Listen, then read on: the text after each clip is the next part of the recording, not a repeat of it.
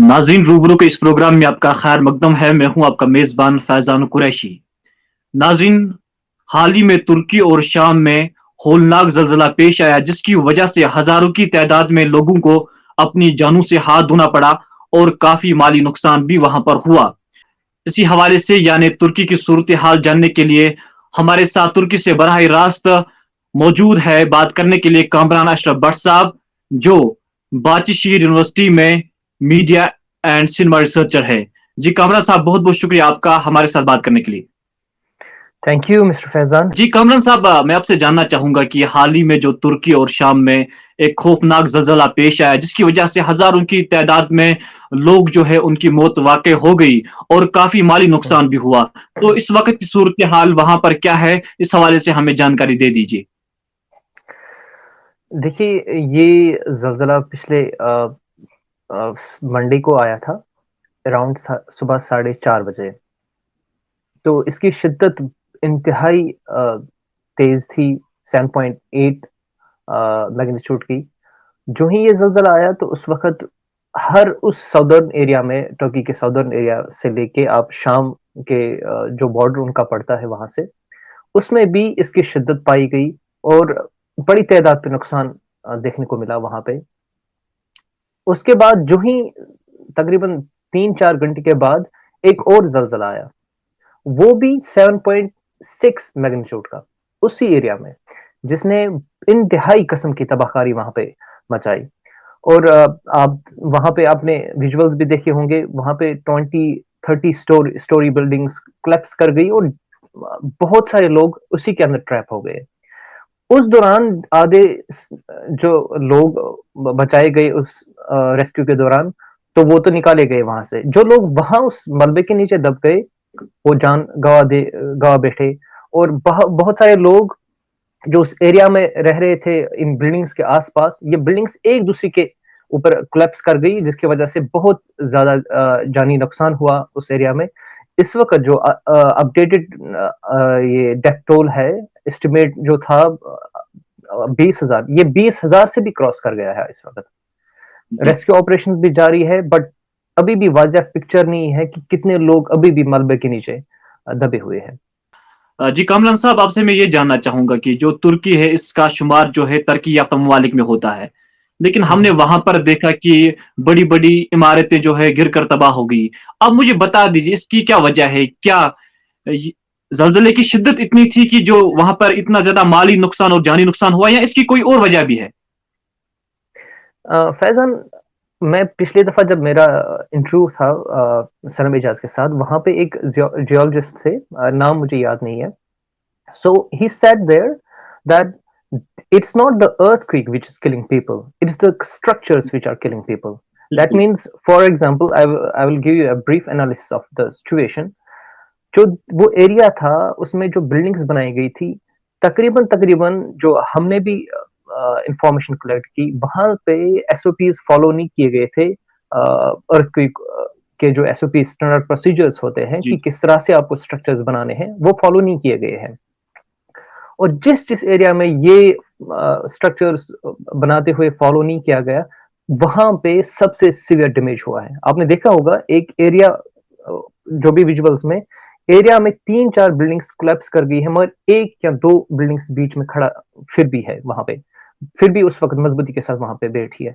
वो क्या है कि फॉर एग्जांपल हमने जब सर्वे, वहां पे लोगों ने जब सर्वे किया है, या वहां पे जो भी लोग हैं, तो उनका यही कंक्लूजन था, उनका यही इस पे नजरिया ये था कहना। कि जो भी बिल्डिंग्स एसओपीज के मुताबिक बनाई गई थी, वो वहां पे अभी भी मजबूत है। और जो बिल्डिंग्स एसओपीज के मुताबिक नहीं बनाई गई थी, जिसमें कोई कोताही थी, इंजीनियरिंग फॉल्ट था या कुछ भी, वो कोलैप्स कर गई है। और इसके ऊपर भी यहाँ पे टर्किश नेशनल्स में तशवीश पाई जा रही है कि अगर गवर्नमेंट इतना हैवी टैक्स ले रही है सिटीजन से, यहाँ पे एक और जी टैक्स जी। भी लगाया जाता है सिटीजन पे, उसका उसको कहते हैं अर्थक्वेक टैक्स। टैक्स लगाया जाता है लोगों के ऊपर कि वो टैक्स कलेक्ट करके फिर इन एरियाज में नई आबादकारी की जाए, ताकि स्ट्रक्चर जो है, वीक स्ट्रक्चर है, नई स्ट्रक्चर बनाए जाए। बट अभी भी इस पे कंट्रोवर्सी बनी हुई है कि गवर्नमेंट को क्या करना चाहिए था, क्या नहीं किया। بہرحال اس وقت وہ سچویشن تو نہیں ہے کہ ہم اس پہ بات کر کے کریں. اس وقت سب سے زیادہ گورنمنٹ کا یہی فوکس ہے کہ وہاں پہ جو بھی لوگ ملبے کے نیچے ہیں ان کو بحفاظت باہر بالکل نکالیں، اور جو بھی نقصان وہاں پہ اس کا تخمینہ لگایا جائے. جی جی، آپ کے کہنے کے مطابق آپ کا کہنا یہ ہے کہ جو ماہرین ہے وہاں پر وہ یہ کہہ رہے ہیں کہ جو اتنا مالی اور جانی نقصان ہوا اس کی ایک وجہ یہ بھی ہے کہ جو بلڈنگز بن گئی ہے وہاں پر، جو بھی عمارتیں ہوں. بن گئی ہے وہاں پر ایس او پیز فالو نہیں جی کیے گئے ہیں بناتے وقت. جی جی بالکل. جی کامران صاحب، میں آپ سے جاننا چاہوں گا کہ جو ترکی میں جو یہ زلزلہ آیا اس کی وجہ سے بہت سارے لوگ جو ہے وہ متاثر ہوئے. مجھے آپ یہ بتا دیجئے جو حکومت ہے یا جو این جی اوز ہیں، جو لوگ ہیں، وہ کس طرح سے جو متاثرین ہیں ان تک ریلیف پہنچانے کی کوشش کر رہے ہیں. دیکھیے، جو ہی یہ زلزلہ پیش آیا، جو ہی گورنمنٹ کو پتہ چلنے لگی کہ کتنے بڑے پیمانے پہ نقصان ہوا ہے، تو انہوں نے ترنت اپنے ایمبیسیز کے ذریعے سے ہر ایک کنٹری کو جو بھی ان کے ارد گرد میں ہے ان کنٹریز کو میسج پہنچائی کہ آپ ہماری مدد کے لیے آ جائے، جس کے بنا پہ ہر ایک ملک جو قریب تر ممالک تھے، یا آپ ایشیا میں جو بھی ممالک تھے ان کے جن کے ساتھ ان کی روابط ہے، وہ انہوں نے اپنی ٹیمز وہاں پہ بھیجی، ریسکیو ٹیمز ترنت بھیجی اپنی ریسکیو ٹیمز، اور وہ آئیڈینٹیفائی ان کو کیا گیا ہے ہر ایک ایریا میں. فار ایگزامپل اگر انڈیا کی ٹیم آئی ہے اس وقت، انڈیا کی ٹیم کو ایک پرٹیکولر ایریا آئیڈینٹیفائی کر کے دیا گیا ہے کہ اس ایریا میں آپ اپنا ریسکیو آپریشن جاری رکھیں.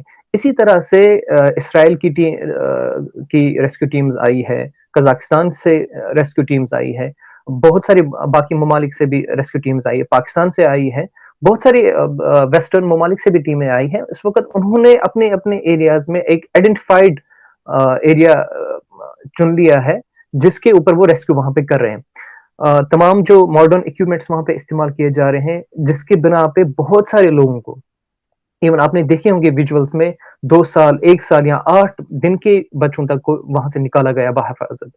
تو یہی اس وقت سب سے زیادہ فوکس یہی ہے. اور سب سے بڑی یہ بات بھی ہے کہ میں بڑا خوش یہاں پہ اس بات سے ہوا، دکھ کے ساتھ یہ بھی ہے کہ آپ دیکھتے ہیں کہ انسانیت کتنی زندہ ہے، کہ یہاں ٹرکش نیشنلز میں بہت زیادہ نیشنلزم کا عنصر ہے یا ہیومینٹی بھی ہے، کہ وہ بالکل اپنے ہر ایک فرد کو، اس کی جان کو اتنا مقدس مانتے ہیں کہ ان کے جذبات کنٹرول میں نہیں ہے. ہر ایک گلی میں اس وقت سوگ ہے. البتہ اب یہ آگے آ رہے ہیں، اپنے ایریاز میں جمع کر رہے ہیں جو بھی ان کے پاس فوڈ ہو یا کلوتھس ہو یا کچھ بھی ان کے پاس سامان ہو، اس وقت وہ جمع کر رہے ہیں، اور کسی ایک کامن پوائنٹ پہ وہاں پہ یہ اسٹاک کیا جا رہا ہے، اور وہاں سے گاڑیاں ٹرانسپورٹ کر رہی ہے. فار ایگزامپل آپ لے لیجیے ایجوکیشن سیکٹرز، یونیورسٹیز میں جو بھی اسٹوڈنٹس کی اپنی یونینس ہوتی ہیں یا اسٹوڈنٹس کے اپنے گروپس ہوتے ہیں. فار ایگزامپل جس یونیورسٹی میں بلانگ کرتا ہوں، باچے شہر، میں بھی 1-2 دن سے وہاں پہ والنٹیئر کر رہا تھا، کہ وہاں پہ انہوں نے اپنے گروپس بنائے ہیں، اسٹوڈنٹس اپنا اسٹاک لا کے وہاں پہ کھڑا کرتے ہیں اور جمع کر لیتے ہیں وہاں پہ، اور وہیں سے ٹرانسپورٹ ہو جاتا ہے وہ سارا اسٹاک اتنے ان افیکٹڈ ایریاز میں. بظاہر جی. تو آپ کو لگ رہا ہوگا کہ ڈسٹریسنگ امیجز ہے ہر ایک طرف سے، بہت ساری جو چیزیں ہیں آپ کے سامنے ہیں. اس کے ساتھ ساتھ میں آپ یہ بھی دیکھ رہے ہوں گے کہ لوگ ہر ایک سیکٹر سے سامنے آ رہے ہیں اور مدد کر رہے ہیں اپنے بھائیوں کے لیے. میں آپ سے جاننا چاہوں گا، آپ کی طرح بہت سارے لوگ کشمیر سے جو جن کا تعلق ہے وہ وہاں پر ہوں گے، ان کے ساتھ آپ کا کوئی رابطہ ہوا؟ کیا وہ سبھی کشمیری لوگ سیف ہے، محفوظ ہے وہاں پر؟ جی، جس دن یہ ارتھکویک آیا تھا، پہلا ہی ریئیکشن ہمارا یہ تھا کہ ہم اپنے دوست احباب کے ساتھ یا اپنے فرینڈس کے ساتھ یا اپنے جو بھی یہاں کشمیری بھائی ہے یا بہنیں ہیں، ان کو ہم کنٹیکٹ کریں، ان سے پوچھیں کہ آپ محفوظ ہیں یا نہیں. تو الحمدللہ سبھی محفوظ ہے. کچھ رپورٹس پہلے تو مجھے یہ انفارمیشن نہیں تھی، پھر کچھ رپورٹس آئی کہ وہاں اس ایریا میں 1-2 کشمیری اسٹوڈنٹس ہیں، تو مگر وہ محفوظ ہے، ان کے اس طرح کی کوئی ایڈورس رپورٹس نہیں آئی ہے وہاں سے. یہاں میں ایک اور بھی آپ کے ساتھ بات شیئر کرنا چاہوں گا. جو وہ صدرن ایریا ہے غازی انٹب، اس میں ٹورسٹ کا انفلوئنس زیادہ نہیں ہے، یا فورن اسٹوڈنٹس وہاں پہ نہیں جاتے ہیں، کیونکہ وہ ایک دور افتادہ ایریا ہے ٹرکی کا. زیادہ تر جو اسٹوڈنٹس ہوتے ہیں، فورن اسٹوڈنٹس ہوتے ہیں ایجوکیشن کے لیے جو آتے ہیں، وہ یا تو استنبول میں اسٹے کرتے ہیں، یا وہ انکارا میں اسٹے کرتے ہیں یا ازمر، ان زیادہ اہم جگہوں میں پہ وہ ایجوکیشن حاصل کرتے ہیں. اس والے ایریا میں بہت کم دیکھنے کو ملا ہے. میں بالکل جی ممتاز. آپ کی ہی وسادت ایک اور بات بھی کہنا چاہوں گا. یہ جو یہاں پہ ارتھ کوئک آیا، پھر اس کے بعد جب آپ دیکھتے ہیں کہ ایمرجنگ ڈیٹیلز سامنے آئی کہ کس طرح سے نقصان، آپ نے دیکھا ہوگا کہ کس طرح سے جانی نقصان بھی پیش آیا یہاں پہ. ہمیں بالکل یہ بھی ایز کشمیری یا ایز ہم اپنے علاقوں میں بھی دیکھیں کہ اس طرح کے حالات وہاں پہ بھی پیدا ہو سکتے ہیں کسی بھی وقت. اور سائنٹسٹ بہت سارے آپ کو تھیوریز بھی دے رہے ہیں کہ جو ہمارا ایریا ہے وہاں پہ یا ساؤتھ ایشیا کنٹیننٹ کا جو وہ ایریا ہے، اس میں بہت ساری اس طرح کی ٹیکنالوجی ایکٹیویٹیز ہو سکتی ہے. اور ہمیں اپنی جگہ پہ بالکل بھی یہ سوچنا پڑے گا کہ اگر ہم اسٹرکچرز کھڑا کرتے ہیں، کہ ہم ایس او پیز فالو کرتے ہیں، اگر ہم ایس او پیز فالو نہیں کرتے ہیں، کل اگر یہ وہاں پہ ہوا تو ہم دعا کرتے ہیں کہ اس طرح کی کوئی چیز وہاں پہ نہ ہو، اس طرح کی صورتحال وہاں پہ پیش نہ ہو. البتہ اگر ہم اس طرح سے فالو نہ کریں ایس او پیز کو، اور ہم اپنے جو بھی پروٹوکالس ہیں ان کو فالو نہیں کریں گے، تو یہ سچویشن وہاں پہ بھی پیدا ہو سکتی ہے، اور پھر ہمارے ہاتھ میں نہ رہے اس وقت وہ کنٹرول. جی بہت بہت شکریہ کامران صاحب، آپ نے مصروفیات کے باوجود وقت نکالا. آپ کا بہت بہت شکریہ. آپ جانکاری دے رہے تھے ہمیں ترکی کی جو موجودہ صورتحال ہے اس حوالے سے. Thank you Faizan, thank you very much.